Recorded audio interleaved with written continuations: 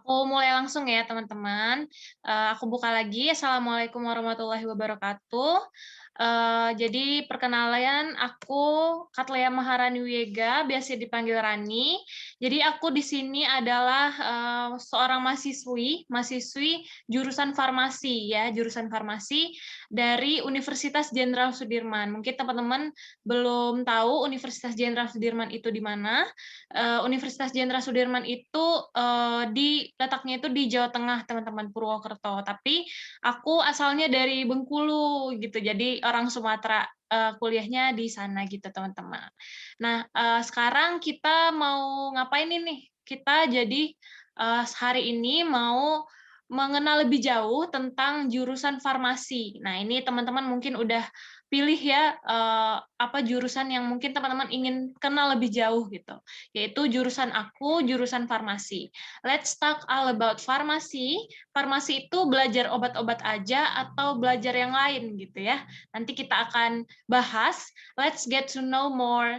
Jadi nanti teman-teman apa namanya santai aja di sini. Teman-teman bisa makan, bisa sambil minum gitu ya, tapi tetap fokus memperhatikan gitu. Jadi kita santai aja, terus kalau misalkan ada yang ingin ditanyain, langsung aja unmute ya, nggak apa-apa kok pas aku nerangin gitu. Jadi kita lanjut ya teman-teman.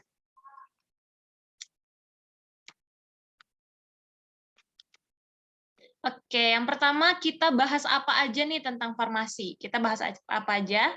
Yang pertama kita harus tahu atau kita harus kenal dulu tentang farmasi gitu. Farmasi itu sebenarnya jurusan apa? Terus di jurusan farmasi itu kita ngapain aja sih kuliahnya gitu. Nanti insya Allah aku akan jelasin ya teman-teman. Terus yang kedua kita bahas mengenai mata kuliah. Pasti teman-teman udah tahu ya kalau kuliah itu pasti ada pelajaran-pelajaran yang kita bahas, dan mata kuliah di jurusan farmasi itu apa aja gitu. Apakah mata kuliah yang ada di sana itu terkait obat-obat aja atau kita bahas tentang yang lainnya gitu ya. Nanti aku akan sharing. Terus yang ketiga, hambatan saat kuliah dan cara mengatasinya dan mencegahnya gimana ya. Nah, pasti semua di perkuliahan gitu ya, pasti ada hambatan dan rintangannya masing-masing. Nah, kalau misalkan di jurusan farmasi sendiri, itu hambatannya apa aja gitu ya, yang mungkin pernah aku alamin gitu. Jadi aku akan sharing ke kalian sehingga nantinya kalau kalian memilih jurusan farmasi dan kalian menemukan hambatan itu tidak sulit lagi gitu dalam menghadapinya. Dan kalau bisa dicegah gitu ya, kenapa tidak gitu ya. Jadi aku akan sharing nantinya. Terus yang keempat, nah ini mungkin terdapat apa ya, goals gitu ya, atau tujuan teman-teman kuliah mungkin salah satunya ini. Kalau kita lulus gitu ya, kita mau kerja di mana gitu ya, sehingga ilmu yang kita dapat di jurusan tersebut itu dapat berguna gitu. Kita kerjanya mau di mana? Aku cita-citanya mau kerja di perusahaan A gitu, dengan gaji sekian. Nah, itu mungkin tujuan dari teman-teman gitu ya. Jadi nanti kalau jurusan farmasi itu kerjanya di mana aja gitu kan? Apakah hanya di rumah sakit atau hanya di apotik gitu yang kita tahu gitu ya? Atau di mana gitu? Nanti kita akan bahas ya teman-teman. Terus yang terakhir itu ada bonus dari aku, yaitu cara menetapkan hati dalam memilih jurusan gitu. Karena memang pas kita milih, benar nggak ya jurusan yang kita pilih itu sesuai dengan kita gitu ya. Jadi mungkin aku akan sharing pengalaman-pengalaman aku di sana gitu. Kita lanjut ya. Oke, yang pertama aku mau seru-seruan dulu nih sama teman-teman. Ini kita mau bahas stereotype mahasiswa farmasi. Jadi ada beberapa khas mahasiswa farmasi itu di mata jurusan lain gitu kayaknya ya. Mungkin teman-teman juga udah tahu kayaknya gitu. Kita bahas satu-satu ya teman-teman. Yang pertama itu mahasiswa farmasi itu adalah mahasiswa yang ingin masuk jurusan kedokteran tuh cuman gagal. Nah, itu mungkin teman-teman pernah dengar atau udah pada tahu stereotip ini atau Belum, belum pernah dengar? Belum belum ya? pernah dengar, Kak. Oh, pernah denger ya? Oke, jadi dari tanggapan aku tentang stereotip ini, memang kalau di jurusan aku ada beberapa teman aku gitu ya, teman aku yang memang awalnya itu ingin jurusan kedokteran, cuman karena susah gitu ya masuk jurusan kedokteran karena banyak peminatnya, jadi mereka belum rezekinya di sana gitu. Dan karena belum rezekinya, jadi mereka bingung nih mau kemana ya. Karena tujuannya memang mau kedokteran, ternyata gagal gitu. Apakah aku ingin gap year atau masuk jurusan mana gitu. Nah, kayak kalau farmasi mereka itu kayak jurusan tersesat gitu kalau bisa dibilang gitu ya.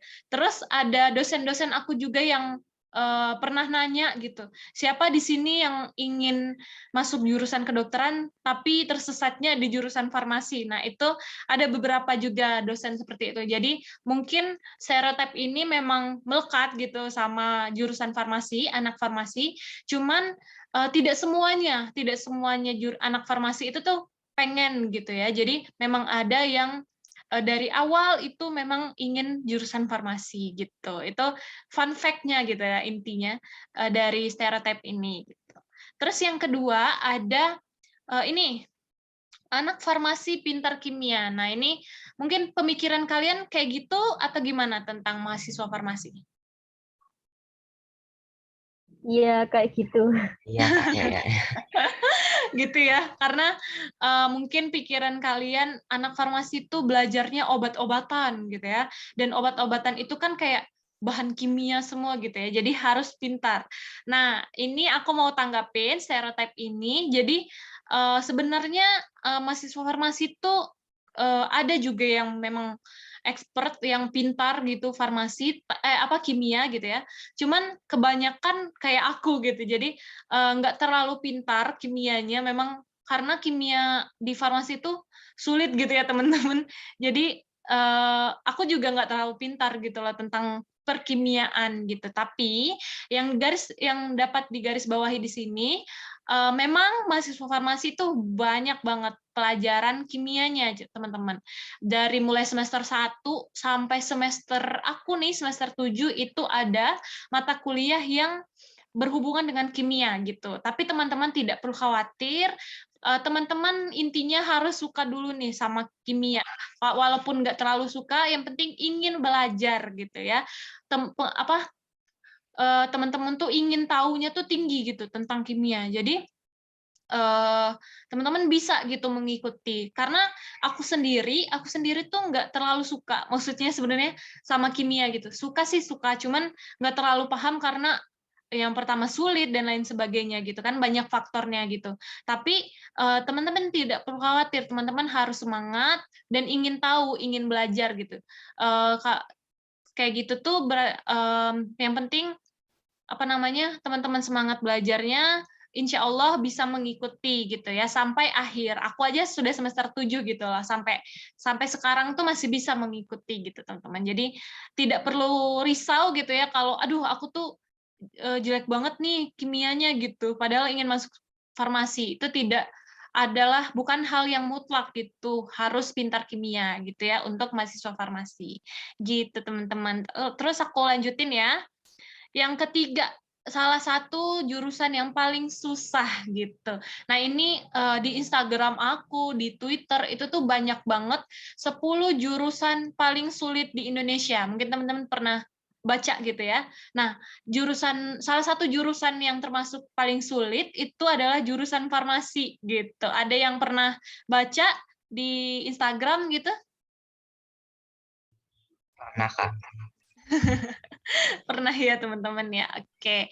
Jadi kenapa sih jurusan farmasi dibilang paling sulit gitu ya? Kalau menurut aku secara pribadi semua jurusan kuliah itu sulit menurut aku. Tidak ada yang mudah gitu karena apa ya? Ya tergantung passion dan kebisaan dari mahasiswa itu sendiri gitu loh. Ada halangan dan rintangannya masing-masing. Mungkin kalau aku masuk teknik gitu ya, aku nggak tahu nih aku bisa bertahan sampai semester ini gitu.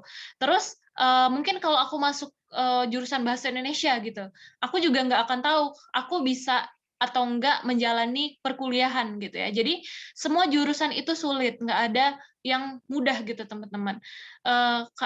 Tergantung itu passion dan kemauan kita untuk berkuliah gitu. Jadi jangan khawatir kalau teman-teman masuk ke jurusan farmasi, ya Allah sulit banget gitu kayaknya ya. Jangan khawatir, yang penting tuh sesuai dengan apa ya, passion kalian gitu. Kalau kalian sesuai dengan passion, kuliah itu pasti akan nikmat gitu ya. Kalian akan senang menjalani kuliah gitu. Jadi tidak perlu khawatir tentang stereotip mahasiswa farmasi yang satu ini. Terus yang terakhir aku mau bahas, nah ini salah satu yang mungkin jadi perbincangan juga, itu kebanyakan mahasiswa didominasi perempuan. Nah ini ada Rizky cowok nih, mungkin ada tanggapan dari teman-teman, apakah emang benar ini stereotip dari mahasiswa ini didominasi perempuan, kebanyakan perempuan? Pernah dengar nggak kayak gitu? Pernah. Kak. Nah ya, jadi kalau di jurusan aku sendiri, jadi satu angkatan itu biasanya itu 100 mahasiswa ya teman-teman. Nah, bisa dibilang rasio perbandingannya itu 1:10 antar mahasiswa dan mahasiswinya gitu. Jadi ada 1 mahasiswa cowok berbanding dengan 10 mahasiswi. Jadi kebayang ya itu banyak ceweknya bagaimana gitu. Tapi teman-teman tidak perlu khawatir nih, yang kayak Rizky ini kalau mau masuk farmasi tidak perlu khawatir, karena banyak juga kok teman-teman aku cowok yang dia itu apa ya, berhasil gitu, dia menjadi leader yang sangat bagus di jurusan farmasi gitu. Aku pernah ikut organisasi yang namanya Ikatan Senat Mahasiswa Farmasi Seluruh Indonesia atau ISMA Farsi. Itu kan kumpulan mahasiswa farmasi gitu ya seluruh Indonesia. Nah itu aku pernah ketemu mahasiswa yang cowok dengan apa ya, dia itu sangat berhasil gitu dalam kepemimpinan, leadership-nya dia sangat bagus gitu. Jadi tidak perlu khawatir juga, cowok-cowok tidak perlu malu untuk masuk farmasi, karena ya mereka juga bisa berkembang gitu di jurusan farmasi gitu ya teman-teman. Terus aku lanjut ya teman-teman. Oke, ini kita bahas dulu nih, seberapa penting sih obat di seluruh dunia gitu. Jadi memang inti dari farmasi itu sendiri kan expert gitu ya, expert di dalam bidang pengobatan gitu. Nah, obat sendiri apakah sebenarnya penting nggak sih di dunia ini ada gitu ya? Yang pertama, kita bahas dulu mengenai penderita penyakit. Jadi di seluruh dunia, setiap hari itu penderita penyakit di seluruh dunia itu akan semakin bertambah. Karena apa? Karena yang pertama, pola hidup kita itu terus mengalami perburukan, kalau bisa dibilang seperti itu. Kita bisa bandingin sama sama pola hidup kita sekarang dengan pola hidup nenek kakek kita dulu gitu ya, mulai dari makannya dulu tuh nggak ada micin ya teman-teman, jadi masih sehat gitu ya, makannya sayur-sayuran. Sekarang tuh apa-apa tuh pasti ada micinnya gitu, mulai dari makanan, terus pola olahraga, kita yang semakin mageran ini nggak pernah olahraga gitu. Nah itu pola hidup itu dia akan menimbulkan penyakit itu semakin bertambah tiap tahunnya. Dan sekarang yang kita alami itu kan pandemi COVID ya teman-teman, adalah suatu penyakit baru yang sangat mengerikan ya kalau bisa dibilang. Jadi kita tidak bisa berinteraksi secara langsung gitu, dan itu sebuah penyakit yang menambah daftar penyakit di seluruh dunia. Nah, karena banyaknya penyakit gitu seluruh dunia, maka dari itu terdapatlah obat-obatan di mana obat-obat itu mempunyai beberapa tujuan. Yang pertama itu adalah sebagai preventif. Sebagai preventif itu sebagai pencegahan gitu ya. Jadi kita mengkonsumsi vitamin gitu ya. Itu kan untuk pencegahan agar kita tidak menderita penyakit gitu ya. Nah, itu fungsi pengobatan. Yang kedua sebagai kuratif. Kuratif itu untuk mengobati gitu ya. Apabila ada suatu penyakit gitu, itu obat tersebut bisa menyembuhkan suatu penyakit tersebut. Terus yang ketiga, obat itu berfungsi sebagai rehabilitatif, yaitu sebagai mengontrol gitu ya, apabila ada penyakit tersebut tidak kambuh lagi, nah itu fungsi obat gitu ya. Apabila sebagai kontrol penyakit tersebut tidak lebih parah gitu ya. Dan terus pengobatan itu juga sekarang itu bisa dibilang kebutuhan primer gitu, sama kayak kita mau makan, kita mau minum, kita mau tidur, itu tiap harinya kita butuh pengobatan. Kenapa? Yang pertama, kita mau memaintain gitu ya, mau mencegah agar penyakit tidak datang ke kita. Biasanya kita meminum obat-obatan itu seperti vitamin, terus ada dan lain sebagainya untuk mencegah gitu ya. Nah, itu kan orang-orang itu biasanya minum tiap hari gitu. Apalagi orang-orang yang sudah mengalami penyakit yang degeneratif bahasanya, atau penyakit yang tidak bisa sembuh kayak gitu teman-teman, seperti penyakit diabetes, mungkin teman-teman udah tahu ya, penyakit diabetes, penyakit hipertensi. Nah, itu kan seumur hidup gitu loh meminum obat gitu, dan itu menjadi kebutuhan primer bagi mereka-mereka. Jadi mereka tuh harus minum obat setiap hari untuk mencegah gitu ya, rehabilitatif penyakit yang mereka derita, supaya tidak tidak lebih parah gitu. Jadi sama kayak makan, mereka tuh harus minum obat tiap hari gitu, ada jadwalnya gitu. Nah, itulah pentingnya peran farmasi di sini ya teman-teman. Kita sebagai farmasi itu yang ahli dalam obat-obatan, itulah peran obat bagi banyak orang gitu ya, yang aku jelasin tadi. Jadi peran farmasi itu tuh sangat besar teman-teman bagi dunia gitu.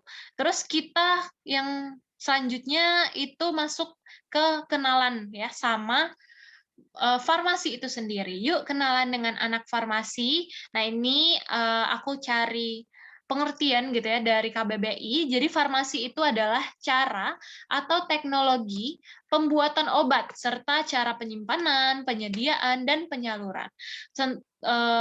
Terus kefarmasian itu adalah segala sesuatu yang berhubungan dengan farmasi dan perihal farmasi. Ya, jadi mungkin memang anak farmasi itu belajarnya tentang obat-obatan, teman. Dan obat itu secara harfiah itu artinya adalah racun ya. Jadi memang arti obat sendiri itu adalah racun, teman-teman. Tapi itu ada bet-nya ya, bet obat bisa menjadi racun, bisa menjadi obat. Nah, tergantung apa? Tergantung dosis yang diberikan kepada pasiennya. Apabila dosisnya melebihi, itu bisa jadi racun gitu ya di tubuh seseorang. Tapi apabila dosisnya tepat, obat itu bisa jadi pengobatan dan dapat menyembuhkan gitu. Nah, di sini yang menentukan dosis dan lain sebagainya itu adalah siapa? Adalah seorang farmasi gitu ya, teman-teman. Nah, ini ada beberapa foto, ini koleksi pribadi aku. Ini foto pas aku praktikum gitu ya. Jadi ada beberapa foto di perkuliahan farmasi itu ada dua ya teman-teman. Ada kita kuliah dengan dosen, kita dapat materi, sama kita praktikum langsung di lab biasanya, di laboratorium. Nah, ini ada praktikum kimia, terus yang gambar kedua ini, nah, gambar kedua ini aku lagi magang di apotik gitu ya, lagi ngeracik obat. Terus ada ini yang gambar di tengah itu pas aku praktikum pembuatan apa itu aku lupa, pembuatan sirup kalau nggak salah. Terus ada pengobatan, terus ada praktikum saat praktikum kimia gitu. Jadi memang seru sih karena kita langsung praktikum gitu ya teman-teman di jurusan farmasi ini. Praktikumnya di lab gitu sama bahan-bahan kimia gitu ya. Memang expertnya kita, tapi kita tidak hanya belajar itu aja, tidak hanya belajar obat aja. Nanti aku akan bahas gitu ya, apa aja kita belajar selain obat gitu ya. Terus praktikumnya kayak gini juga. Terus pernah aku juga praktikum itu megang tikus. Mungkin teman-teman pernah dengar juga gitu ya. Kita nyuntik tikus, terus kita lihat reaksi di tikus itu gimana gitu kalau kita kasih obat gitu. Jadi seru banget pengalamannya. Mungkin kalau teman-teman nanti memilih jurusan farmasi dan udah masuk ke farmasi, semoga praktikumnya itu offline ya teman-teman. Karena sekarang kan praktikum online ya, jadi nggak terlalu seru gitu. Nah ini saat sebelum pandemi ini aku udah lumayan sering gitu ya menghadapi praktikum gitu. Nah ini gambaran sedikit tentang praktikum farmasi. Terus yang kita lanjut, nah ini aku mau bahas dulu ya teman-teman. Jadi sebelum kita masuk ke lebih jauh tentang farmasi, aku akan menerangkan di farmasi itu jadi kita misal sudah masuk ke jurusan farmasi S1 gitu ya teman-teman. Nah S1 itu biasanya ditempuh selama 4 tahun gitu ya, 4 tahun. Itu normalnya gitu, 4 tahun 8 semester. Nah setelah kita lulus di S1 farmasi, itu kita harus melanjutkan lagi, tidak harus ya, tapi supaya kita dapat gelar apoteker, kita harus melanjutkan yang namanya studi profesi apoteker. Nah, ini adalah suatu keistimewaan untuk kita teman-teman karena tidak semua jurusan itu memiliki studi profesi gitu. Hanya ada beberapa jurusan kayak dokter, terus kayak apa ya, psikologi gitu. Aku lupa juga gitu apa aja, termasuk dengan farmasi. Jadi farmasi itu ada studi profesi apoteker, teman-teman. Sehingga nantinya kalau kita udah lulus studi profesi apoteker, itu kita bisa dapat gelar apoteker. Jadi kayak nama aku gitu ya, Apoteker Rani Espam gitu ya, sarjana farmasi gitu.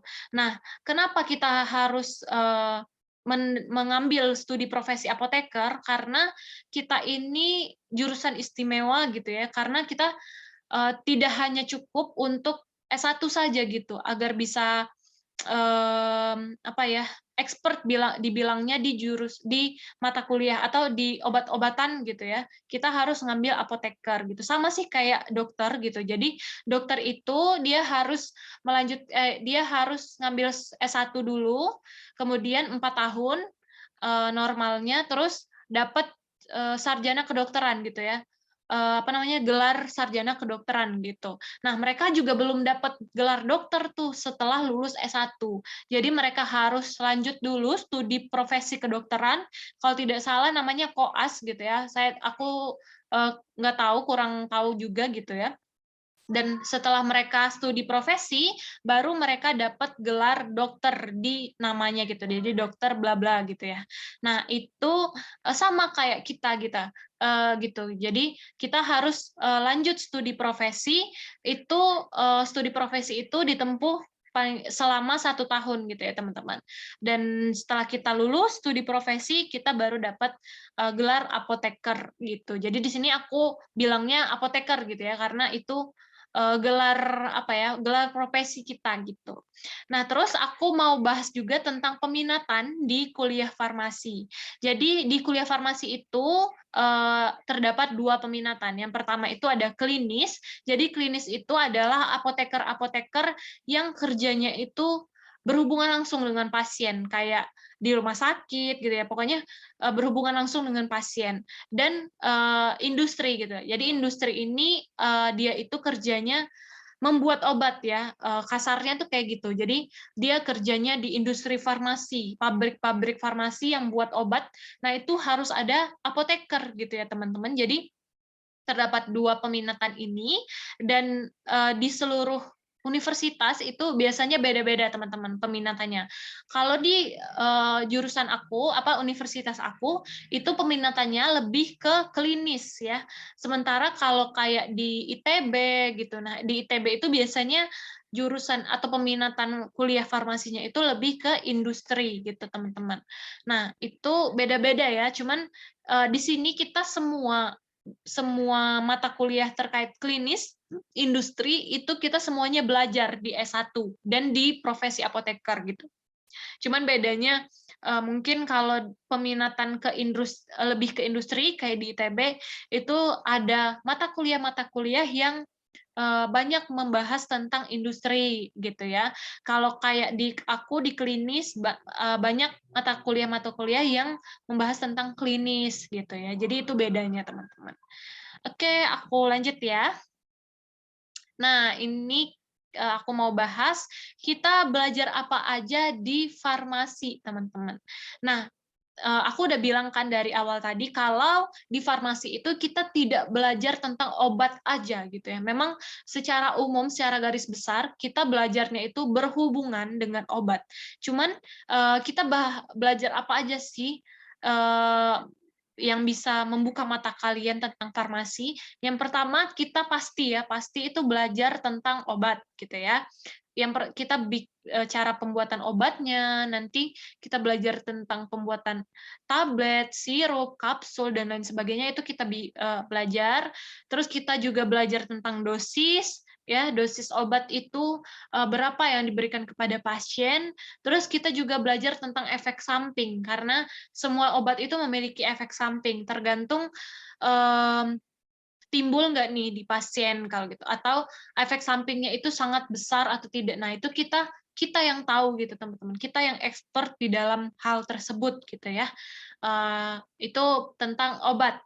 Terus yang kedua itu tentang tumbuhan herbal. Nah, ini mungkin ada yang tertarik tentang tumbuhan herbal, bisa banget nih masuk farmasi karena kita belajar tentang semua tumbuhan. Kita pertama tuh belajar dulu tentang tumbuhan-tumbuhan gitu ya. Kita belajar bagian-bagian tumbuhan tuh kita belajar gitu ya. Jadi kayak SMA tuh belajar biologi bagian tumbuhan gitu.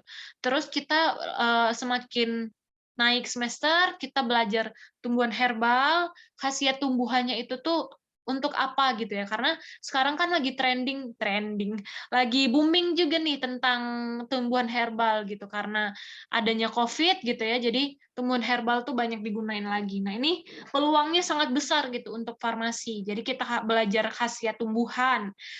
Di dalam suatu tumbuhan itu sebenarnya apa sih yang buat dia bisa menjadi obat gitu ya? Ada zat apa gitu sehingga bisa jadi obat. Terus kita belajar juga tentang pengelolaan tumbuhan herbal itu. Nggak mungkin kan kalau misalkan kita, oh ternyata di daun A itu ada zat ini sehingga bisa jadi obat ini gitu. Nah, nggak mungkin kita kasih ke orang atau kita jual gitu nantinya dalam bentuk daun gitu ya. Nggak mungkin nih daun atau dalam bentuk batangnya gitu kan. Mungkin ada beberapa kayak gitu, cuman kalau di farmasi kita lebih belajarnya itu tentang kita bikin beneran bentuk obat gitu, kayak bentuk tablet, bentuk sirup, tapi dari tumbuhan herbal. Nah, itu kita belajar tuh cara pembuatan obat sehingga dia bisa bentuk obat itu tapi dalam tumbuhan herbal gitu. Itu menarik banget sih teman-teman. Jadi kita ambil dulu nih yang zat yang berkhasiatnya di tumbuhan tersebut, caranya gimana, terus kita olah lagi gitu, kita belajar di sana. Terus yang ketiga, kita belajar tentang klinis. Nah, ini yang berhubungan langsung dengan pasien tadi, yang aku maksud, itu kita sama nih kayak dokter. Jadi mungkin kalau teman-teman di sini yang ingin masuk dokter, tapi belum bisa gitu ya, masuk farmasi aja, karena kita belajarnya juga sama kayak dokter gitu ya. Yang pertama ada kita belajar tentang tubuh manusia. Gimana caranya kalau kita mau kasih obat ke pasien, tapi kita tidak tahu sebenarnya pasien itu penyakitnya apa. 30 menit. Oke. Penyakitnya apa?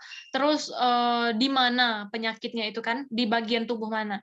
Kita kan harus tahu juga gitu loh. Jadi kita belajar juga tubuh manusia, bagian-bagiannya. Kita belajar juga penyakit ya di tubuh manusia apa-apa aja. Sehingga nantinya kita kalau mau kasih obat sesuai petunjuk dokter, kita tahu juga nih, oh benar nih pasiennya itu penyakitnya ini, obatnya ini gitu ya.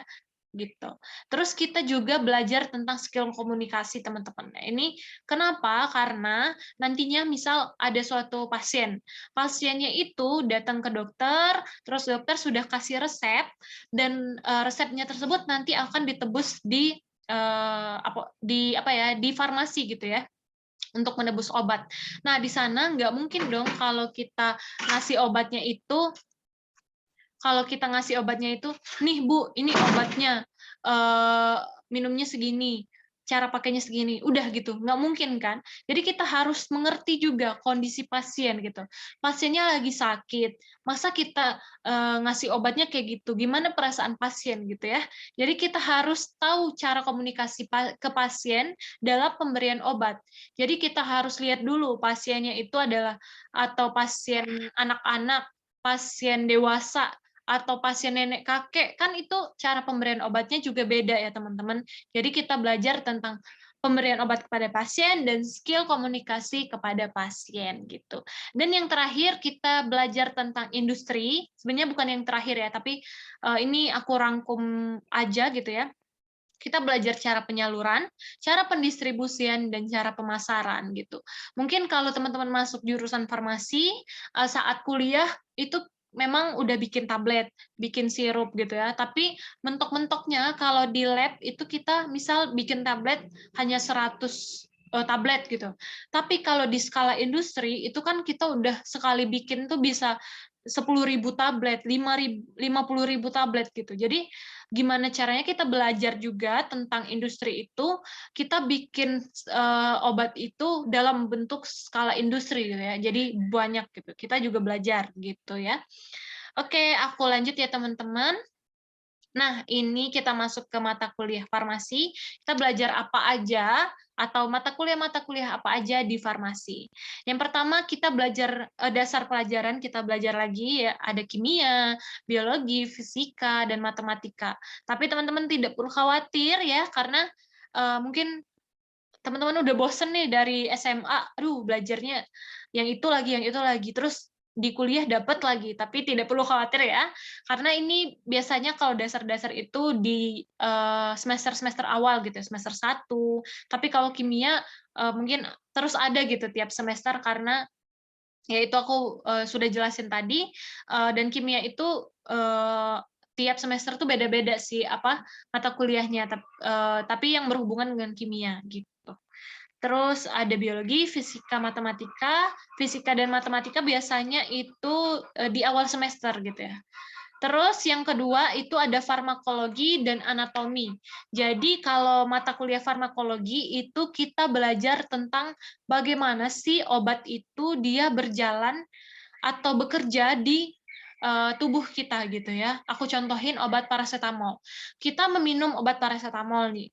Terus gimana sih caranya atau perjalanan di dalam tubuh kita, obat paracetamol itu untuk menyembuhkan misal demam kita atau kita merasakan nyeri sehingga nantinya kalau kita udah minum obat demam kita hilang, nyeri kita hilang gitu. Nah, pasti kan ada perjalanan obat itu. Nah, itu yang kita akan belajar di mata kuliah farmakologi. Terus kita belajar di anatomi dan fisiologi itu belajar tentang tubuh manusia yang aku jelasin tadi. Kemudian kita lanjut ke mata kuliah farmasi yang lainnya, yaitu ada teknologi, farmasetika, dan industri farmasi. Nah, ini ada teknologi, kita juga belajar loh ternyata teknologi, teman-teman. Kenapa? Karena di sini semakin tahun itu bentuk-bentuk obat itu semakin mengikuti zaman gitu ya. Jadi sekarang tuh biasanya ada namanya obat nanopartikel. Jadi bentuk-bentuk obatnya itu kecil banget ya, bentuk nano gitu ya. Nah, itu kita pelajari juga di farmasi karena kita harus mengikuti juga ya, mengikuti zaman. Jadi teknologi sediaan farmasi namanya.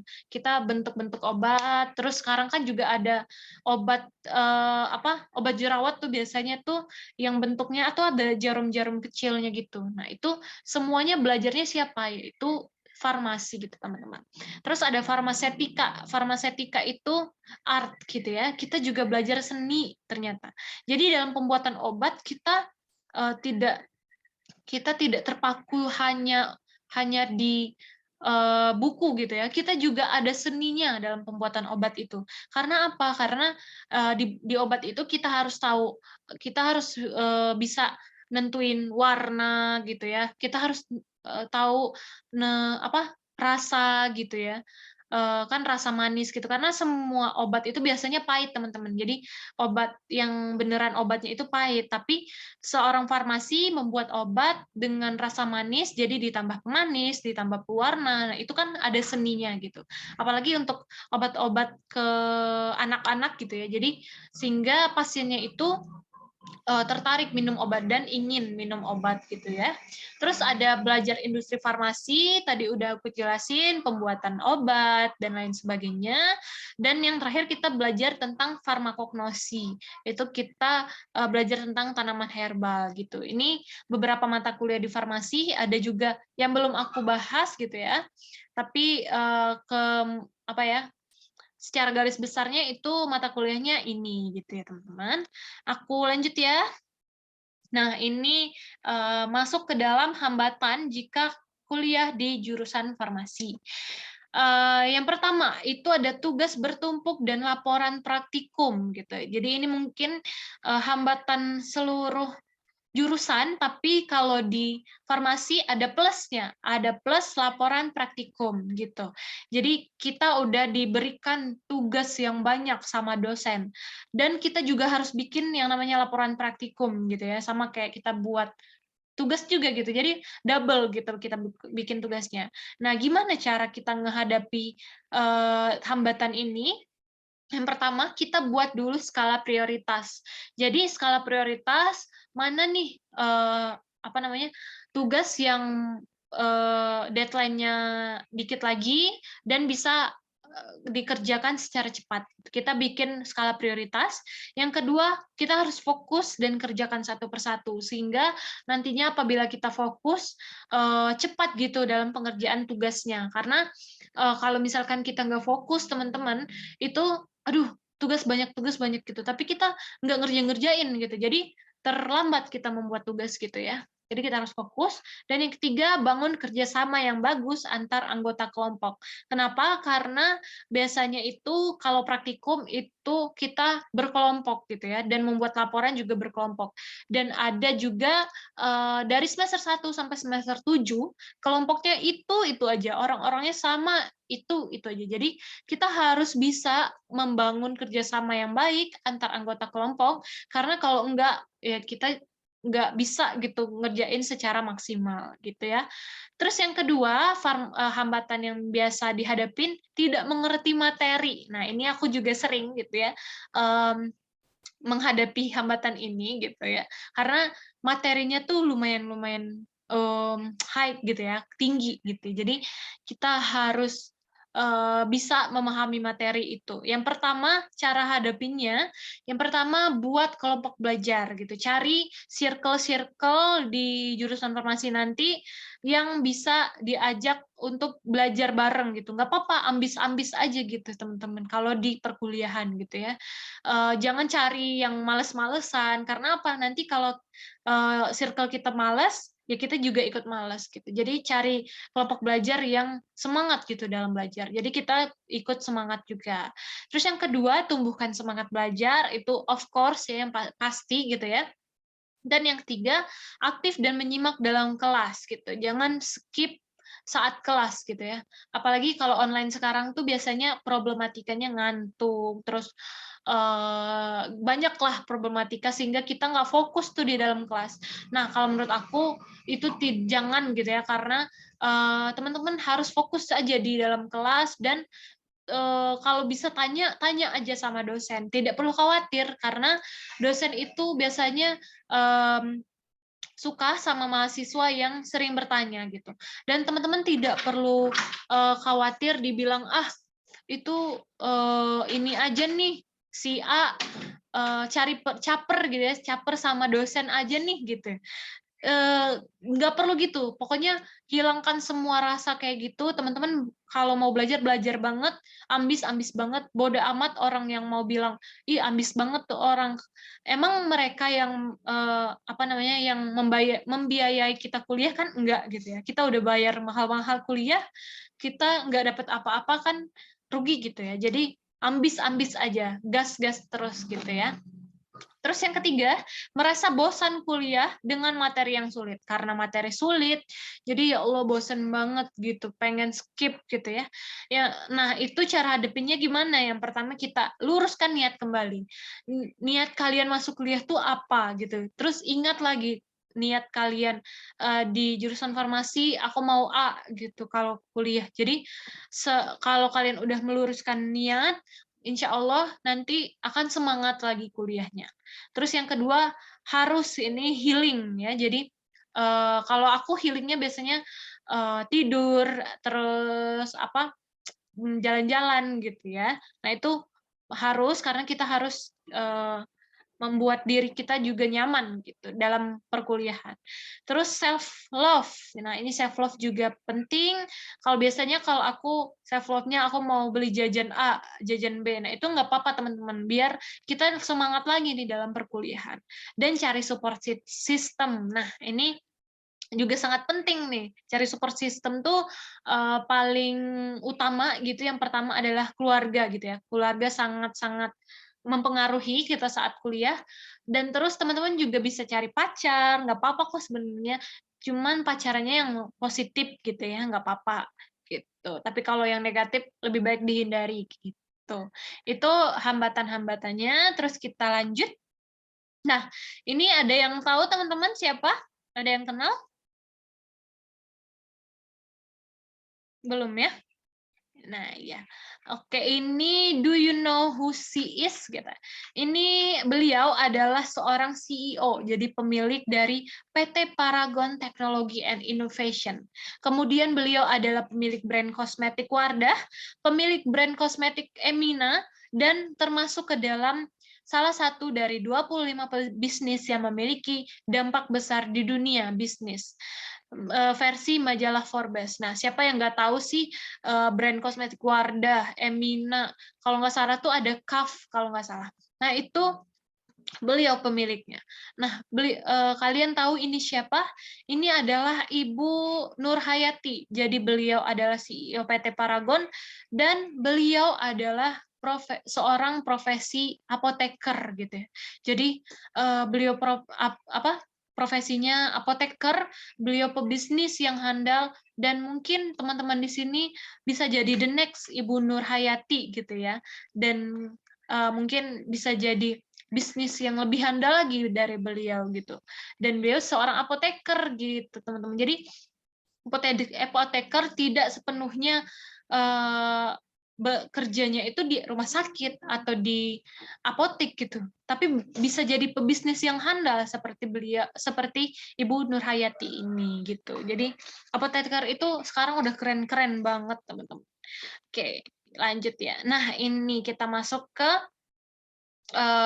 apoteker itu kerjanya di rumah sakit atau di apotek doang? Tentu tidak gitu ya. Jadi ini ada beberapa gambar, mungkin bukan lagi beberapa, ini banyak gambar tentang di mana aja apoteker bekerja. Yang pertama pastinya di industri obat gitu ya. Karena menurut peraturan gitu. Jadi apoteker itu harus dan wajib ada di industri obat tersebut. Kenapa? Karena kalau tidak ada apoteker, industri obat itu tidak bisa berdiri, tidak ada izin untuk pembuatan obat kalau tidak ada apoteker. Nah, itu suatu keuntungan kita sebagai apoteker ya, teman-teman. Jadi kita tuh sangat dibutuhkan gitu di industri obat. Terus ada industri OT, obat tradisional gitu ya. Sekarang juga lagi ngetren nih obat tradisional, karena udah lebih lebih percaya tuh orang ke obat tradisional. Jadi suatu kemungkinan yang sangat besar gitu kita bekerja di industri obat tradisional. Terus kita juga bisa bekerja apoteker itu di F&B, food and beverage. Kita kerja di industri makanan, itu kita bisa kerja, dan di kosmetik. Nah, ini lagi booming juga kalau teman-teman ingin bekerja di industri kosmetik, bisa banget gitu ya sebagai apoteker. Teman-teman juga bisa membuat pabrik atau industri dengan Misal mirip PT Muarofah gitu ya, tentang kosmetik, atau PT Rizky tentang obat tradisional gitu ya. Nah, itu sangat bisa. Jadi teman-teman kayak Ibu Nurhayati tadi bikin pabrik gitu ya dengan nama brand sendiri. Itu sangat bisa sebagai apoteker. Terus yang kedua, mungkin kalau teman-teman ingin bekerja di apa namanya, di pemerintahan gitu ya, pemerintahan itu juga teman-teman bisa kerja di BPOM, bisa kerja di Kementerian Kesehatan ya. BPOM itu Badan Pengawas Obat dan Makanan, terus bisa dikerja di BPJS, dan bisa kerja di LIPI teman-teman sebagai peneliti, dan itu gajinya itu lumayan gede teman-teman, apalagi pas di industri tadi gede, terus di pemerintahan juga gede gitu ya, sebagai seorang apoteker. Terus teman-teman juga bisa bekerja di PBF. Jadi kan kalau misalkan sudah kita membuat obat gitu ya di industri, nanti kan obat tersebut akan disalurkan ke seluruh Indonesia atau bisa juga ke luar negeri gitu ya. Nah, yang menyalurkannya itu pastinya ada peran dari seorang apoteker gitu. Jadi ada PBF atau distributor, pedagang besar farmasi, terus ada supply chain management, ada di cold chain management. Kalau cold chain management ini itu kayak obat-obat yang disalurkan tapi harus dengan kondisi-kondisi khusus teman-teman, kayak vaksin. Vaksin itu kan harus disalurkan ke seluruh Indonesia, kita harus tahu suhu vaksin itu harus dalam keadaan dingin kalau nggak salah gitu ya. Tapi ya gitu untuk disalurkan gitu. Nah, itu perannya itu siapa? Perannya itu adalah seorang apoteker, teman-teman. Jadi sangat penting banget tuh apoteker di industri-industri tersebut. Terus kita harus bisa kerja di mana lagi? Nah, kalau teman-teman ingin pakai seragam nih kerjanya gitu, kayak di tentara, di polisi gitu, apoteker juga bisa pakai seragam itu. Kita bisa kerja di Lafiul ya, Lafiaul itu. Itu tempat farmasi tapi di TNI gitu ya. Ada TNI Angkatan Udara, Angkatan Laut, Angkatan Darat, semua farmasi bisa kerja di sana sebagai apoteker di rumah sakitnya. Biasanya TNI itu tuh ada apoteker atau rumah sakit sendiri gitu ya. Nah, itu bisa kerja di sana gitu sebagai apoteker. Kita juga bisa kerja di Polri ya, teman-teman, sebagai apoteker gitu. Nah, ini ada beberapa tempat kerja gitu ya. Nah, ini kerjanya dan gajinya itu juga lumayan teman-teman, bisa mencapai belasan hingga puluhan juta kalau sebagai seorang apoteker. Jadi ini sangat menjanjikan sekali ya sebagai seorang apoteker tuh gajinya dan lain sebagainya gitu. Ini gambaran tempat pekerjaan apoteker nantinya. Terus aku lanjut. Nah, ini yang terakhir mungkin aku bisa sharing, ini adalah cara meyakinkan diri dalam memilih jurusan di universitas gitu. Yang pertama kita harus tahu niat kita dulu saat kuliah gitu. Kita harus luruskan niat kita kuliah. Kita mau masuk farmasi gitu ya. Kita mau masuk farmasi itu niatnya apa sih? Apa hanya ingin keren-kerenan aja atau kayaknya di kuliah farmasi itu menarik gitu ya? Atau niat kita itu setelah kita lulus, kita mau mengaplikasikan apa yang kita dapat di farmasi untuk masyarakat luas gitu ya. Nah, itu tergantung niat kalian masing-masing gitu dalam jurusan kuliah gitu. Jadi harus lurus niatnya sehingga nantinya kalau kita milih jurusan, insya Allah itu adalah yang terbaik untuk kita karena kita tahu niat kita baik, jurusan kita juga bagus gitu ya, sehingga kita menjalani jurusan itu dengan tenang dan happy gitu. Terus yang kedua, jangan mikir hanya salah satu jurusan saja yang susah, karena semua jurusan ada tantangannya masing-masing. Nah, itu dari awal udah aku bilang, semua jurusan itu nggak ada yang apa namanya mudah gitu teman-teman. Semuanya ada rintangannya dan tergantung minat dan bakat kita. Jadi kita harus tahu dulu minat kita apa, bakat kita apa. Kita bisa nggak masuk jurusan ini gitu. Sehingga nantinya kita akan menjalaninya dengan apa ya, dengan tenang, dan kita tidak perlu mikir kalau kita salah jurusan gitu. Jadi kalau tips dari aku, kalian bisa searching, terus kalian juga bisa ikut-ikut nih kayak apa namanya, mentoring kayak gini gitu. Jadi kan kalian lebih tahu gitu tentang jurusan lain gitu ya. Itu suatu hal yang sangat bagus gitu ya buat teman-teman yang udah ikut mentoring ini, karena belum tentu yang lain tuh udah cari-cari tentang jurusan. Kalian udah mulai dari sekarang nih cari tahu tentang jurusan-jurusan kuliah. Itu sangat bagus sih kalau menurut aku. Karena di zaman aku dulu belum pernah, nggak ada nih namanya mentor-mentor. Jadi dari kita sendiri, kita cari-cari di internet tentang jurusan tersebut gitu. Ini suatu hal yang sangat bagus, teman-teman. Terus yang ketiga, jalani dengan ikhlas. Kalau kita udah masuk jurusan tersebut, kita harus jalani dengan ikhlas, senang, bahagia gitu ya. Dibawa happy aja teman-teman, karena ya itulah tadi ada tantangan masing-masing di setiap jurusan. Kalau kita nggak happy, kita nggak ikhlas dalam menjalinnya, ya kita merasa aduh kita salah jurusan gitu. Padahal sebenarnya ya kita bisa dalam menghadapi atau menjalani jurusan yang kita pilih. Dan yang terakhir adalah buat rancangan hidup ke depan gitu. Buat rancangan hidup ke depan, setelah aku lulus aku mau kuliah, aku mau ngelanjut A, aku mau bikin A, aku mau kerja di A gitu. Nah, itu kita harus tahu kita mau ngapain gitu ya, sehingga kalau kita udah ada planning gitu ya, nanti menjalaninya juga lebih terarah gitu, lebih satu jalan gitu ya teman-teman. Dan yang pastinya kita harus selalu berdoa kepada Tuhan supaya diberikan jalan yang terbaik dalam memilih jurusan. Gitu teman-teman. Nah, ini adalah sesi terakhir dari mentoring kita pada hari ini. Terima kasih teman-teman yang sudah mendengarkan, mungkin sharing-sharing aku tentang jurusan farmasi. Kalau teman-teman ingin bertanya lagi mengenai jurusan farmasi, bisa banget di WA ke aku atau ke Instagram aku namanya Maharani Wiega. Terus ada juga di LinkedIn aku Katleya Maharani Wiega. Tapi masih cupu ya LinkedIn-nya. Semoga ini membantu. Kalau ada yang ingin ditanyain, silakan ditanyain teman-teman. Tidak perlu malu ya. Aku tutup. Wassalamualaikum warahmatullahi wabarakatuh. Waalaikumsalam warahmatullahi wabarakatuh. Waalaikumsalam warahmatullahi wabarakatuh. Oke, terima kasih teman-teman semuanya. Oke, sekarang aku buka sesi pertanyaan. Silakan yang mungkin ingin bertanya ke aku, boleh dipersilahkan.